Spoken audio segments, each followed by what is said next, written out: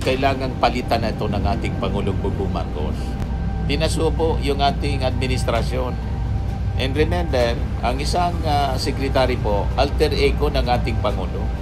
Ayan tuloy, binibigyan niya ng bala yung mga critics ng ating Pangulo, ng ating administrasyon. Di ba po?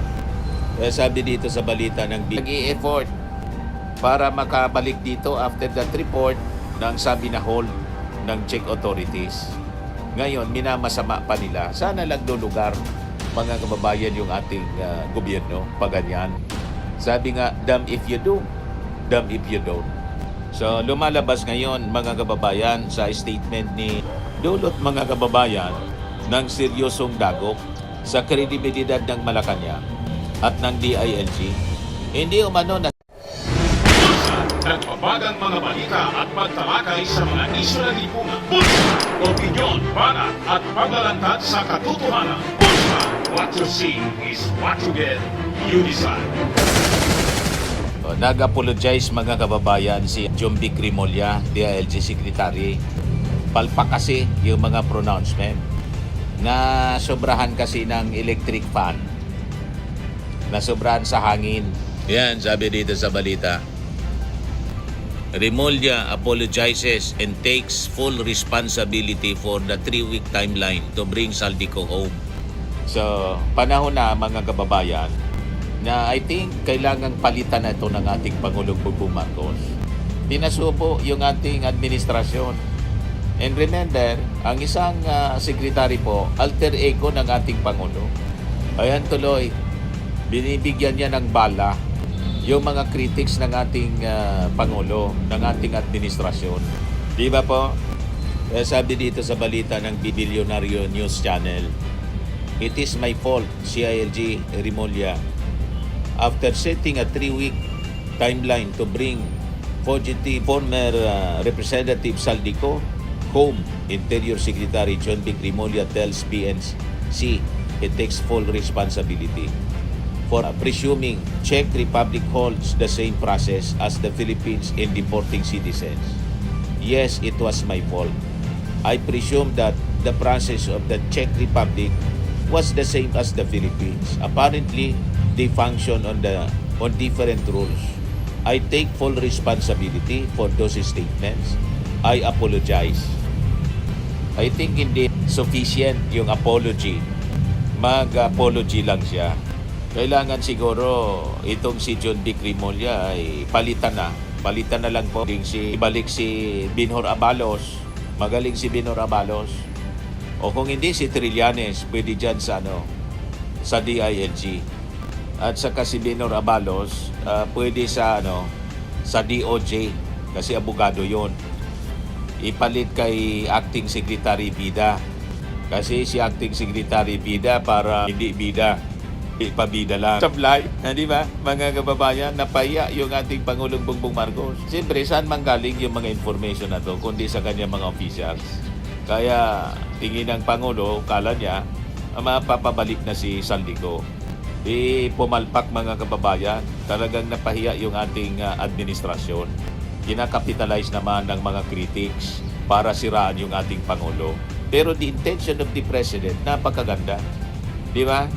Sa pagbabalita na excited siya, mga kababayan. Ngayon, frustration, disappointment, sabi ni Jose Castro, ang napil ng ating Pangulo kasi nakalusot pa rin si Saldico. Ang intensyon ng ating Pangulo mapabalik dito para harapin ni Saldico yung mga kaso na kanyang kinakaharap po in relation sa flood control scandal.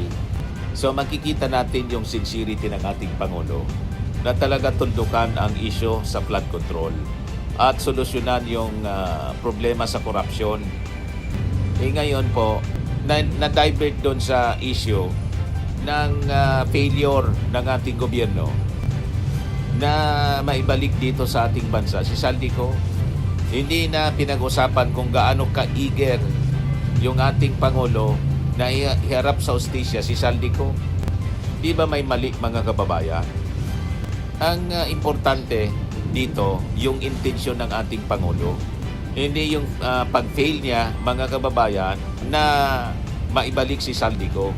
At malinaw naman yung mga statements ng ating Palasyo Malacanang mga kababayan na hindi pa rin siyempre titigil ang ating administrasyon na habulin hindi lang si Saldico, lahat mga kababayan na sangkot dito sa korupsyon sa ating gobyerno.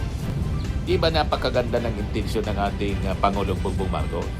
Ibig sabihin, mali yung mga propaganda ng mga DDS na si Saldico talagang gustong patakasin. Di ba? Ayaw pauwiin. Di ba ganun yung mga akusasyon nila noon na sinasabi nila si Martin Romualdez mismo. Tinagsabihan na niya yan si Saldico na wag nang umuwi. Pinaalis dito sa Pilipinas para pagtakpan yung ating Pangulo at saka si Martin Romualdez. O ngayon na mismo yung ating Pangulo ang nag-i-effort para makabalik dito after that report ng sabi na hold ng Czech authorities. Ngayon, minamasama pa nila. Sana naglulugar, mga kababayan, yung ating gobyerno pag ganyan. Sabi nga, damn if you do, damn if you don't. So, lumalabas ngayon, mga kababayan, sa statement ni John Vic, parang pambansang liability na. Puro sablay. So, sabi ng mga observers, dapat siguro palitan na niya ng ating Pangulong Bongbong Marcos ito si John Vic bago pa lumala yung pinsala sa ating administrasyon. Si John Vic kasi, di ba nag-announce to na may intention siya, open siya. Mga kababayan, open siya na tumakbo sa pagkapangulo. Kaya siguro ito na-excite. Ayan tuloy, sa kanyang sobrang excitement, pumalpak. So sa gitna mga kababayan ng sunod-sunod na sablay, maling mga impormasyon, at saka high-profile fugitive na patuloy na nakakalusot, lumalakas ngayon yung tanong ng publiko. Hanggang kailan mananatili sa kanyang pwesto itong si John Vic Rimulya? Kung bawat press con may kasunod na kahihiyan mga kababayan. Dinis-on na nga po ng Palasyo Malacanang yung kanyang statement. Dinis-on ni Jose Castro. Ang DILG mga kababayan ay hindi po siya entertainment desk. Pati yung mga announcement niya, mga kababayan, ginagawang pabiro yung mga terminologies na ginagamit. Parang hindi professional. Hindi po entertainment desk ang DILG. Hindi po siya lugar sa trial and error o media theatrics. Ito po ay isang ahensya humahawak sa peace and order, local governance at saka public safety. Kapag mali ang liderato dito mga kababayan, buong gobyerno ang nadadamay, buong gobyerno ang nagsasaper, buong gobyerno ang nadadali.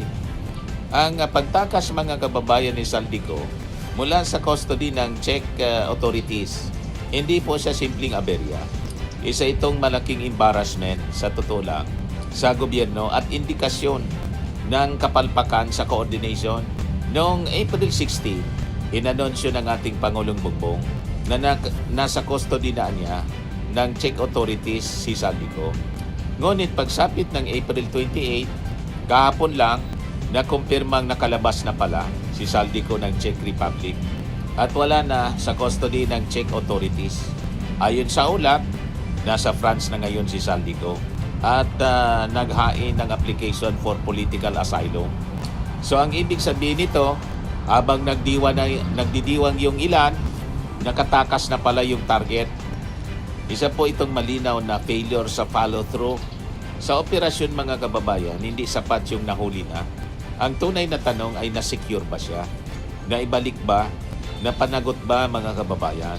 Kung hindi, press release lang po ang nahuli. Mali yung impormasyon sa ating Pangulo at sa bayan. Inamin mismo ni Secretary John Vic Rimulya na nagkamali siya sa pag-aakalang ang proseso sa deportation po sa Czech Republic ay katulad ng sa Pilipinas. Nagyabang siya ng timeline, 1 to 3 weeks daw, maibabalik dito si Saldico. Dahil dito mga kababayan, nabuo yung maling espekulasyon ng publiko at ng palasyo.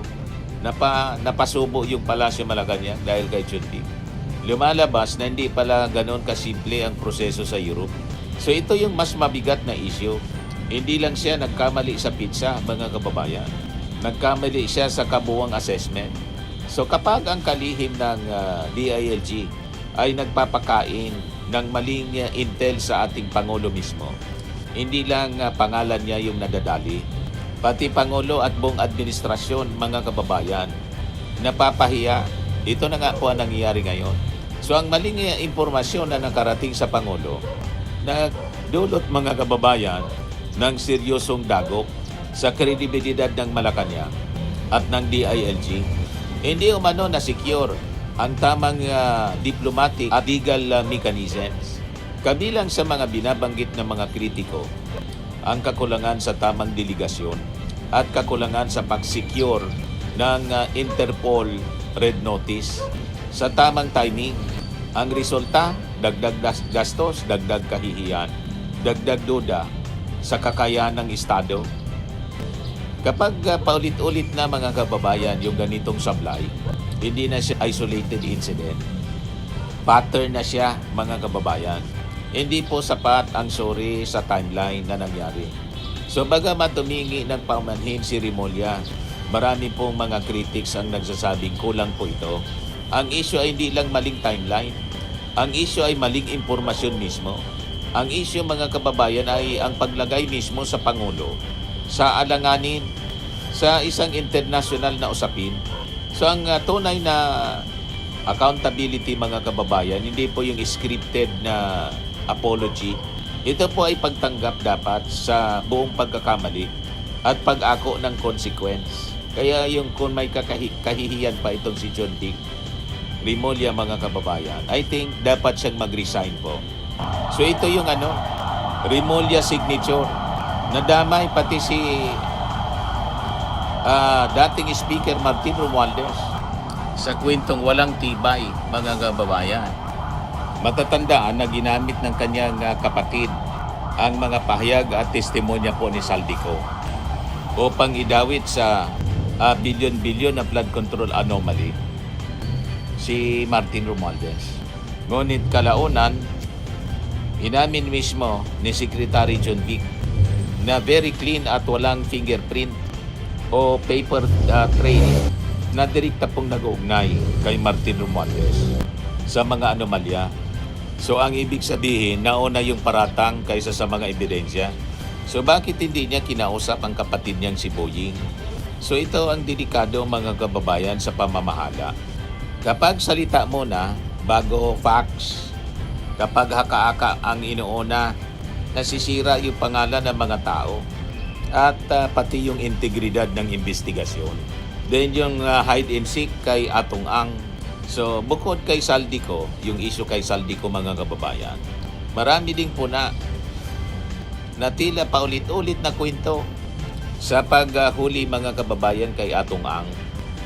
Puro lang kwento. Si Atong Ang na sangkot sa missing sa Bungeros. Paulit-ulit lang yung kwento, mga kababayan, na muntik nang mahuli. Puro lang muntik. Minsan sa Cavite daw, minsan sa Calabarzon. Pero laging wala pagdating sa dulo. Tumaas na yung reward, 20 million pesos na. May Interpol Red Notice na. Ngunit hindi pa rin nahuhuli hanggang ngayon. Ang paliwanag, maraming pera o mano si Atong Ang para sa hideouts at palipat-lipat. Sa taong bayan, mga kababayan, simple lang ang basa rito. Kung palaging malapit na pero wala mang resulta, may problema po sa sistema, kung hindi mismo sa liderato. Ang nangyayari, reckless remarks at mga publicity stunts lang yata.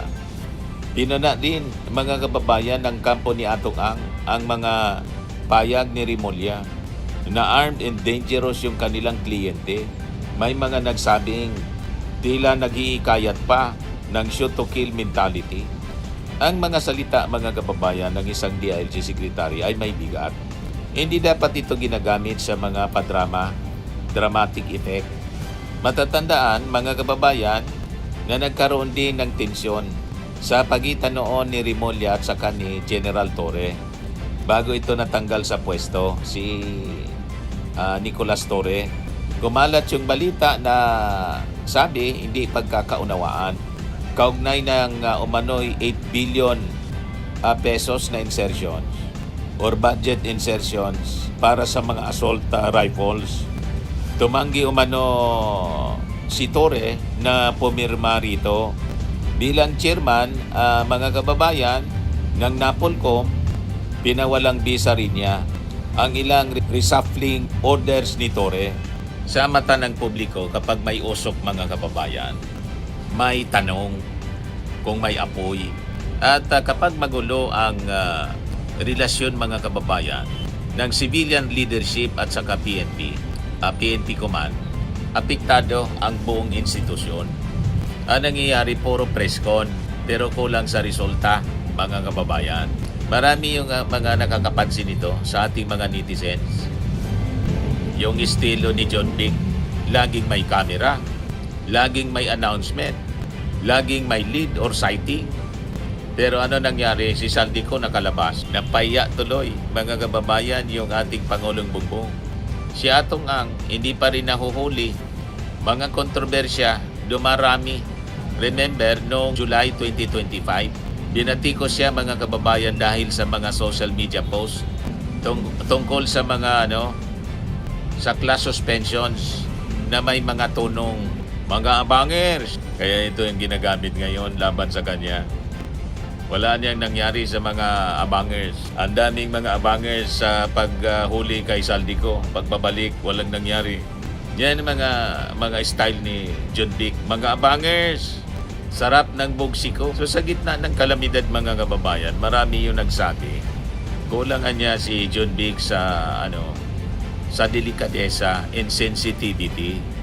Hindi niya comedy page yung DILG. Crisis leadership yung kailangan.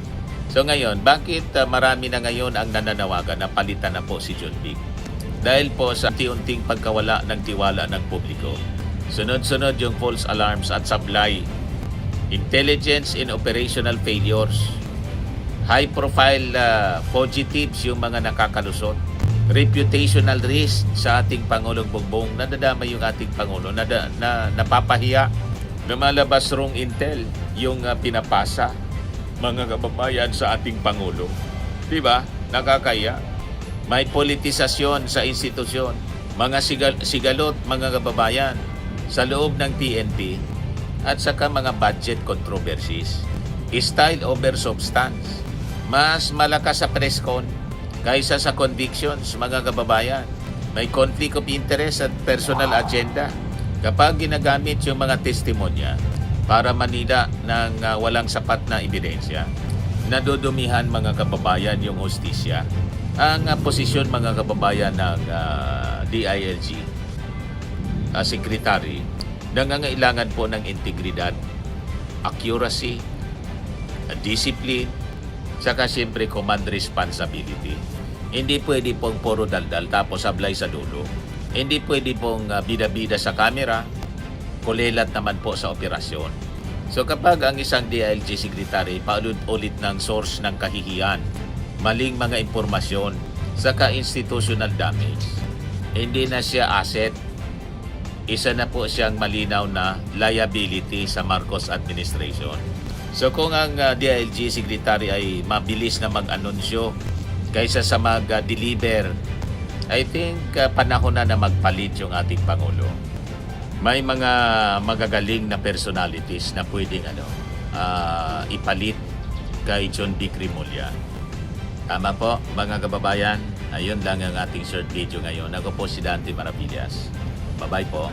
God bless. Swimming and lifting cream, pinapahid po sa mga pulses in affected area. Mainam po sa paninigas ng mga kasukasuan. Ito naman po, Automax Radiant Serum. Sa mukha naman yung application. Anti-aging po siya. You will look 10 years younger than your age. Sa mga cancer patients naman po, baka lang gusto ninyo itong itry. Neng siya red mixed fruit drink. Hindi mo po siya gamot, food supplement siya. Kaya lang, gawa siya mga kababayan sa goji berry. Yung goji berry may anti-cancer properties. O ngayon, yung mga inquiries ninyo, dumiritso na lang kayo sa aming messenger sa Facebook para masagot namin agad. Ayos pa?